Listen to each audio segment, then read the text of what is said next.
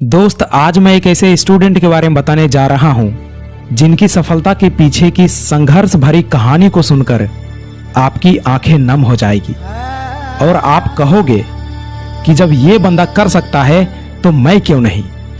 और इस कहानी को सुनकर आप दिन रात मेहनत करने के लिए बेताब हो जाओगे और इस कहानी को सुनने के बाद आप ये भी सीख जाओगे कि कैसे लोगों के ताने को तालियों में बदलना है। तो आइए शुरू करते हैं इनकी संघर्ष भरी कहानी। दोस्त, अभिन नाम का एक लड़का जिनके पिताजी नारियल बेचकर अपने पूरे परिवार का पालन पोषण करते थे। घर के हालात खराब थे और स्थिति बदतर। गांव समाज के लोग इनके बेटे अभिन गोपी को ये कहकर चिढ़ाते थे कि तुम भी अपने पिता की तरह एक दिन बहुत ऊंचाइयों पर पहुंचोगे। लोगों ने मान लिया था कि अभिन का अब कोई भविष्य नहीं है, लेकिन अभिन ने भी यह ठान लिया कि मुझे ऊंचाइयों पर पहुंचना है तो पहुंचना है।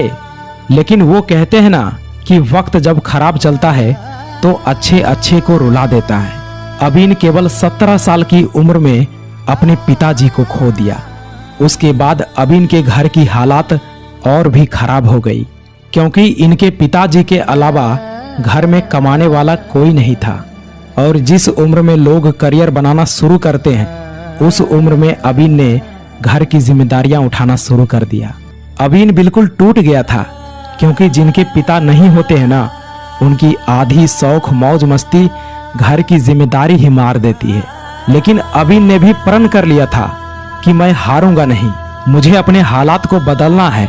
अभिन अपने परिवार को चलाने के लिए घर घर जाकर पेंटिंग, रंगाई, पुताई का काम करने लगा और यहाँ तक उन्होंने होटल में भी काम किया, डिलीवरी बॉय का काम किया। लेकिन इतना सब कुछ होने के बाद भी अपने सपने और अपनी पढ़ाई को जिंदा रखा। लोग मुश्किल हालातों से डरकर अपने सपनों को मार देते हैं, लेकिन अभिन ने ऐसा नहीं किया, क्योंकि इसे अपने घर की हालात को बदलना था। अपनी माँ की खोई हुई खुशियों को वापस लाना था, अपनी माँ के चेहरे पर मुस्कान लाना था। अभिन अपने बुरे वक्त और हालात को बदलने के लिए पूरी जी जान लगा दी। रात में पढ़ाई और दिन में मजदूरी करने लगे। पढ़ाई और घर की जिम्मेदारी को मैनेज करना कितना कठिन होता है, ये अभिन के अलावा और कोई नहीं समझ सकता। और समाज के लोग ताने मार मार कर कहते थे कि अब ये कुछ नहीं कर सकता। लेकिन इसी तानों की भट्ठी में खुद को तपाकर, खुद को जलाकर इतिहास रच दिया। इन्होंने अपनी 2 साल की कड़ी मेहनत के दम पर केरल के सिविल सर्विसेज परीक्षा को क्रैक करके डिप्टी कलेक्टर बन गए।